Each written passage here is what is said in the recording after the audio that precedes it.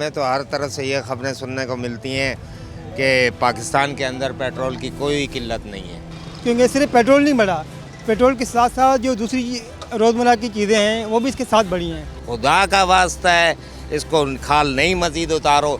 आगे से हमें ये भी खबरें मिलती हैं कि मज़ीद महंगा होगा। 400 रुपये किराया होता है, खुदा की कसम है हर दूसरे आदमी का जवाब होता है मेरे पास 300 रुपये हैं। हम सरली में जीने वाले लोग हैं भाई, अगर 1 रुपये भी बढ़ा देते तो हमारा पूरा महीना इधर उधर हो जाता है। कि पाकिस्तान में जंग हो नहीं रही है, लेकिन लग ऐसा रहा है कि जैसे जंगी हालात यहीं के ही हैं। वार को एंड होना चाहिए। अमेरिका और इसराइल के ईरान पर हमले के बायस आपने हॉर्मुज़ की बंदिश और तेल की तरसील ना होने की वजह से आलमी मार्केट में खाम तेल की कीमतों में गैर मामूली इजाफा देखने में आया, जिसका असर पाकिस्तान में पेट्रोलियम मसनूआत की कीमतों के इजाफे के बम की सूरत में आम आवाम पर भी पड़ा। जब भी पेट्रोलियम मसनूआत की कीमतों में इजाफा किया जाता है उसका असर बराह रास्त आम आवाम पर पड़ता है, चाहे रोज़मर्रा की ज़रूरियात ज़िंदगी की ख़रीदारी हो या उसके अलावा ज़िंदगी के दीगर पहलू तमाम तर मुतासिर होते हैं। मौजूदा कशीदा सूरत हाल और जो पेट्रोलियम प्राइसिंग में रद्दोबदल किया गया वो आवाम के नज़दीक क्या अहमियत रखते हैं, आइए जानते हैं। सर, मौजूदा जो कशीदगी चल रही है मशरिक़ वस्ता में और जो पेट्रोलियम मसनूआत की कीमतों में इजाफा हुआ है, बींगा पाकिस्तानी क्या समझते हैं, क्या फेस कर रहे हैं और क्या असर पड़ा है ज़िंदगी पर?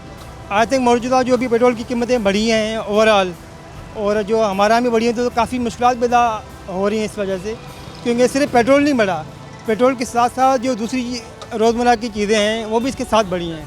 तो ओवरऑल सब पे इम्पेक्ट आ रहा है और जिनकी आमदनी बहुत कम है उन पर ज़्यादा इफेक्ट आ रहा है इसका ख़ास तौर पे। हमें तो हर तरह से ये खबरें सुनने को मिलती हैं कि पाकिस्तान के अंदर पेट्रोल की कोई किल्लत नहीं है। ये ज़बरदस्ती बढ़ाए गए हैं 52 रुपीज़ और मिला के 70 रुपीज़। हम लोगों को भिखारी तो है नहीं है, हमको पेट्रोल सस्ता चाहिए। मेहरबानी करें, ये मेहरबानी करें। लोग खुदकुशियाँ कर रहे हैं, बस क्या बुरा हाल है। जो 40-50 हज़ार है फीसें देता है, क्या करता है, पागल है। लोग नफसियाती घूमते हैं रोडों पे। खुदा का वास्ता है, इसको खाल नहीं मज़ीद उतारो। आगे से हमें ये भी खबरें मिलती हैं कि मज़ीद महंगा होगा। आपको नहीं पता हालात, क्यों बददुआएं लेते हो? मैं रोडों पे घूमता हूँ, मैं पूरी कराची में घूमता हूँ, बाइकिया वाला हूँ। मेरे पास बैठते हैं, खुदा के हमारे पास है ही हैं। अब 400 रुपये किराया होता है, खुदा की कसम है हर दूसरे आदमी का जवाब होता है मेरे पास 300 रुपये हैं। इससे आगे मैं क्या बोलूँ? हम फ़र्क हम जैसे मिडिल क्लास लोगों को पड़ता है। हम सरली में जीने वाले लोग हैं भाई, अगर 1 रुपये भी बढ़ा देते तो हमारा पूरा महीना इधर उधर हो जाता है। जहाँ जो पेट्रोल जो 200 रुपये दी थी वो उन्होंने अचानक से इतने महंगा कर दिया कि हम भरवा ही नहीं सक रहे। बस आखिरी हल तो यही नज़र आ रहा है कि या तो चोरी करें या तो डकैती करें। आखिरी हल तो यही है। पेट्रोल की कीमतें बढ़ने की वजह से आपके सामने ही है कि हर चीज़ के प्राइस बढ़ गए हैं। अब कोई भी प्रोडक्ट है, कोई भी चीज़ है, A to Z हर चीज़ के प्राइस बढ़े हैं। क्योंकि देखें सबसे मेन चीज़ ही पेट्रोल है, क्योंकि उसके पेट्रोल की कीमत बढ़ने से जो चीज़ें आ रही हैं उसकी ट्रांसपोर्ट की कॉस्टिंग बढ़ती है, उस वजह से जो है वो महंगाई की वजह से और मुसीबत बढ़ गई है लोगों के लिए। आवाम वैसे ही यहाँ परेशान थी, उसकी वजह से जो है वो पेट्रोल की कीमत बढ़ने की वजह से और ज़्यादा परेशान हो गई। हर चीज़ के रेट बढ़ गए हैं, चाहे वो आप बात करें कि ग्रॉसरी आइटम की, चाहे आप बात करें कन्फेक्शनरी आइटम की, चाहे लैपटॉप की, XYZ कोई भी चीज़ आप बात करें तो उसके सबके प्राइस बढ़ गए हैं, वो सिर्फ पेट्रोल की वजह से। अच्छा, हुकूमत की जानिब से सिर्फ पेट्रोल की अगर बात करें तो उसमें 55 रुपये फ़ी लीटर इजाफा हुआ, उसके बाद इजाफा नहीं हुआ। सब्सिडी दी जा रही है हुकूमत पाकिस्तान की जानिब से, वफाकी हुकूमत की जानिब से। अब एक और फैसला किया गया कि तरक्याती बजट था उसमें से 10% कटौती, यानी कि 100 अरब रुपये अब मज़ीद सब्सिडाइज़ करके आवाम तक पहुँचाए जाएंगे। तो अब क्या समझते हैं, पेट्रोल की कीमत में तो अब इजाफा नहीं हो रहा, लेकिन जो पिछला इजाफा है उसका इम्पैक्ट काफ़ी नेगेटिव पड़ चुका है। सर आपके सामने ही है मार्केटों के क्या हालात हैं। ऊपर से लॉकडाउन का कहा जा रहा है कि लॉकडाउन लग जाएगा, तो मुझे तो नहीं लगता, ये तो और हमारे माशी हालात और बुरे हो जाएंगे इससे ना।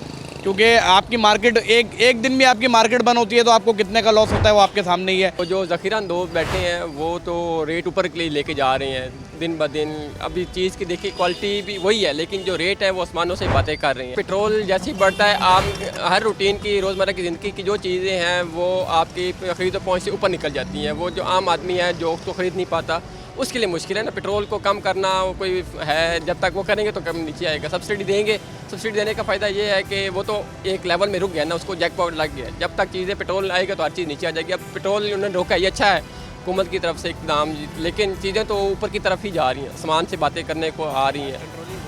तो प्राइस कंट्रोलिंग बहुत ज़रूरी है हुकूमत के लिए, ताकि गरीब आदमी ज़्यादा से ज़्यादा फ़ायदा उठाए, उससे परेशान ना हो।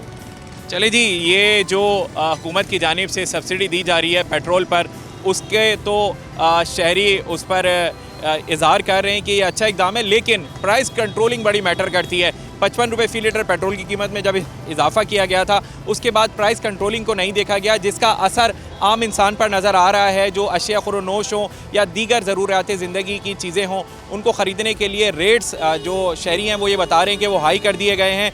उस पर कंट्रोल करना बहुत ज़रूरी है, और ताकि आम इंसान तक जो रसाई है उस सब्सिडी की वो मैसर हो। मशरिक़ वस्ता में जारी कशीदा सूरत हाल के हवाले से जो गुज़िश्ता 5 रोज़ से वो सिलसिला थमता हुआ नज़र आ रहा था, क्योंकि बैकडोर मुज़ाकरात या बैकडोर डायलॉग्स का सिलसिले का आगाज़ हुआ था अमेरिका और ईरान के दरमियान। उसमें मुख्तलिफ शराइत रखी गई थी, लेकिन ईरान की जानिब से गुज़िश्ता रोज़ वो तमाम शराइत को मुस्तरद कर दिया गया है, क्योंकि ईरान का ये मौक़िफ़ है कि जो तमाम शराइत हैं वो नाकाबिल कबूल हैं। अब इस मज़ीद आगे क्या सूरत हाल होगी, हमारे साथ एक शहरी मौजूद है, उनसे जानते हैं कि सर ईरान की जानिब से तो शराइत मुस्तरद कर दी गई हैं, अब मज़ीद क्या समझते हैं कि अगर दोबारा से उसी जंगी सिलसिले का आगाज़ होता है तो उसका असर ख़ास तौर पर आम इंसान, पाकिस्तान में रहने वाले जो आम इंसान है उस पर क्या पड़ेगा? अस्सलाम वालेकुम, मेरा नाम अल्ताफ़ है, और बिल्कुल आपने बहुत अच्छा सवाल पूछा जो कि करंटली फाइनेंशियल सिचुएशंस को बहुत ज़्यादा इम्पेक्ट डाल रहा है, स्पेशली उन लोगों पे जो सैलरीड पर्सन है। अगर जहाँ तक जंग की बात की जाए तो डेफिनेटली ये मुसल्लत की हुई जंग थी जो कि अमेरिका ने की थी विद पार्टनरशिप ऑफ इसराइल, लेकिन उसको ख़त्म करना चाहिए और विदाउट किसी शर्त के बिहाफ पर, और ईरान की शर्तें माननी चाहिए, जो उनका नुकसान वो उनको फुलफ़िल करना चाहिए। अब बात करें इम्पैक्ट का, तो पाकिस्तान पे बहुत नेगेटिव इम्पैक्ट आ चुका है ऑलरेडी। जैसे आपको पता है कि फ्यूल प्राइसेस बहुत हाई हो चुके हैं, और उसके बिहाफ पर सारी चीज़ें, हमारी पूरी मैशत जो भी हमारा गुड एंड ट्रांसपोर्ट उस पर डिपेंड करता है, और उसकी वजह से आप सैलरीड पर्सन सबसे ज़्यादा जो है वो सफ़र कर रहा है। लेट सपोज़ उसकी जो बेसिक नीड्स की प्रोडक्ट्स है वही इतनी ज़्यादा महंगी हो चुकी है कि इन्फ्लेशन रेट की वजह से उसकी सैलरी तो बढ़ेगी नहीं, और उसकी वजह से वो डेफिनेटली फिर वो इस तरीके से प्रिटेंड करेगा जो कि मुल्क के लिए बेहतर नहीं है। तो फाइनेंशियल एस्पेक्ट से पाकिस्तान को बहुत नेगेटिव इम्पैक्ट पड़ रहा है, और इसके साथ साथ पूरे इस खत्ते को जो भी खलीजी ममालिक हैं और जो साउथ एशियन कंट्रीज़ है, ये सारे इसके जद में आ रहे हैं, और इसकी वजह से पाकिस्तान बहुत नेगेटिव क्राइसिस में जा सकता है, और जो कि एक हर शहरी के लिए, चाहे वो बहुत ज़्यादा अच्छा इनकम रखता है या फिर वो अच्छी इनकम नहीं भी रखता, सबके लिए मसला है। अच्छा, यकीनन जो बात इन शहरी की जानिब से की गई वो दुरुस्त है कि जो मौजूदा कशीदा सूरत हाल है उसमें पेट्रोलियम मसनूआत की कीमतों में इजाफा हुआ, और उसका बराह रास्त असर आम इंसान पर पड़ा है, चाहे वो रोज़मर्रा की ज़रूरियात ज़िंदगी की ख़रीदारी हो या मामूलाती ज़िंदगी के दीगर पहलू, सब पर गहरा असर डालते हैं। अभी आपको बताऊं कि हुकूमत की जानिब से मुख्तलिफ़ तजावीज़ ज़ेर गौर हैं, उसमें स्मार्ट लॉकडाउन की भी बात की जा रही है। ऐसे स्मार्ट लॉकडाउन की जो हाइब्रिड वर्किंग मॉडल होगा, जिसमें जो सरकारी इदारों में 5 रोज़ काम होता था वो 3 रोज़ होगा, 2 दिन वर्क फ्रॉम होम करना पड़ेगा। अगर आप निजी इदारे से ताल्लुक़ रखते हैं तो क्या आप समझते हैं कि ये इस तरह के लॉकडाउन है ये कितने मुस्बत साबित होते हैं या ये हल नहीं है? देखिए, लॉकडाउन जैसे आपको पता है 2019 में भी हमने उसको बहुत ज़्यादा सफ़र किया, और लॉकडाउन का मतलब जो डेली वेजेस वाले लोग हैं वो तो 100% इसकी वजह से जो है ना बहुत ज़्यादा नेगेटिव हो जाएंगे, उनकी चीज़ें बहुत ज़्यादा नेगेटिवली चलेंगी, और सबसे बड़ा मसला है उनको डेली का जो ख़र्चा है वो कहाँ से आएगा।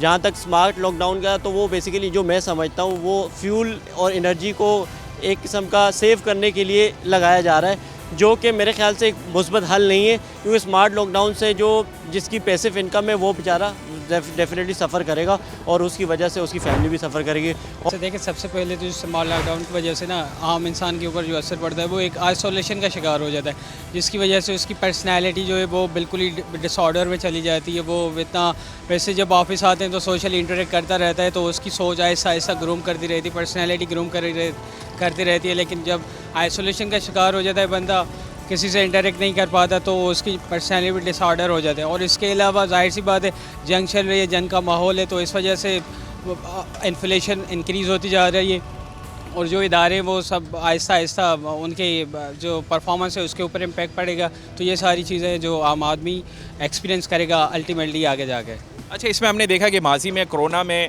स्मार्ट लॉकडाउन लगा, बल्कि लॉकडाउन लगा, और हुकूमती फ़ैसले जो होते हैं उसको मनोमन तस्लीम करना पड़ता है। तो क्या आप समझते हैं कि इसका और कोई हल हुकूमत के पास है नहीं, या यही वाज़े हल है जिसके ज़रिए इन तमाम तर चीज़ों को कंट्रोल किया जा सकता है? अच्छा, वैसे मुझे नहीं लगता कि इस हुकूमत के पास इसके अलावा और कोई हल है? पॉसिबली यही एक सॉल्यूशन है, और परमानेंट सॉल्यूशन तो ये है कि वार को एंड होना चाहिए। जिसके पाकिस्तान में जंग हो नहीं रही है, लेकिन लग ऐसा रहा है कि जैसे जंगी हालात यहीं के ही हैं। और हर चीज़ पे आप देख रहे हैं कि किस तरीके से महंगाई उरूज पे जा रही है, और हर बंदा इस तरीके से डरा हुआ है कि यार आगे आने वाले दिनों में पता नहीं क्या होगा ना। हर बंदा बिल्कुल रिज़र्व हो गया है, और पेट्रोल के रेट्स आप लोगों को भी अंदाज़ा है, ज़ाहिर है पूरी दुनिया में बढ़े हैं। लेकिन ये इसका हल है कि जंग रुकनी चाहिए ना, जंग रुकेगी तो फिर कोई ना कोई हल निकलेगा ना। तो आप क्या समझते हैं जो इकदाम अभी गवर्नमेंट की जानिब से मुख्तलिफ खबरें हैं कि स्मार्ट लॉकडाउन भी लग सकता है, एक पेट्रोल के कोटे के लिए एप्लीकेशन भी आ रही है, तो क्या मुफीद तर साबित होगी? यार ये ज़ाहिर हर बंदा अपने हिसाब से जो है वो कोशिश करता है, हुकूमत भी कोशिश कर रही है, लेकिन हल मुझे तो यही दिखता है कि जंग रुकनी चाहिए, ताकि फिर बंदा जो है वो थोड़ा सा स्टेबल होकर चल सके ना, क्योंकि वरना फिर हर बंदा इन सब जगहों पे बाउंड हो जाएगा अपनी जगह पे ना। और आपके नज़दीक हल क्या है? जंग रुके यार, जंग रुकनी चाहिए ना, यानी इसके ऊपर थोड़ा सा फोकस करना चाहिए कि जंग रोके ना, ताकि आम आवाम को, ख़ास तौर पे जहाँ पे जंग नहीं भी हो रही, वो उन लोगों को तो थोड़ा सा रिलीफ मिले ना। और ख़ास तौर पे गज़ा के बारे में मैं बोलूँगा कि वहाँ पे जो है ना सबसे ज़्यादा इन लोगों को देखना चाहिए ना। बहुत शुक्रिया जी, हमारे साथ मौजूद थे शहरी, और यकीनी तौर पर हर पाकिस्तानी शहरी का यही मुतालबा है या यही ख्वाहिश है कि अमन होना चाहिए, क्योंकि जंगें तबाही लाती हैं और वो तबाही मईशत पर पड़ती है। और हमने देखा जो मशरिक़ वस्ती में कशीदा सूरत हाल है, उसके हमसाया ममालिक ख़ास तौर पर पाकिस्तान में वो पेट्रोलियम मसनूआत की कीमतों में इजाफे की सूरत में सामने आया और उसका गहरा असर पड़ा। अब हर शहरी जो है पाकिस्तान का वो इस बात का सवाल कर रहा है और पूछना चाह रहा है कि आखिर खुदा न खास्ता ये जो कशीदा सूरत हाल मज़ीद बढ़ी तो पाकिस्तान में जो पेट्रोलियम मसनूआत हैं, ख़ास तौर पर LNG और ऑयल, इसकी तलब को कैसे पूरा किया जाएगा। तो इसी हवाले से हर शहरी इस सवाल के जवाब का मुंतज़र है और इसी बात का ख्वाह है कि जंगें रुकनी चाहिए, क्योंकि जंगें तबाही लाती हैं, इसके अलावा उससे कुछ हासिल नहीं होता।